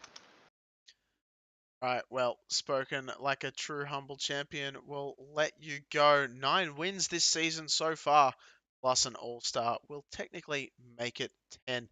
So great racing, Josh, and I'm sure we'll see you in the future. And I'm pretty much guaranteeing you're going to be in the in the playoffs as well. So good luck in those, and I'm sure we'll talk to you about that later on as well. Appreciate it, Gareth. Have a good day. You too, Josh. That was Josh Robinson bringing it home in the top spot in the number 23 Micro Center backed machine. Once again, we'd like to thank everyone coming out here supporting their favorite drivers, favorite league, potentially their favorite broadcast, as well as their favorite broadcaster. And I will see you later on next week, same time, same place. It's been a phenomenal race.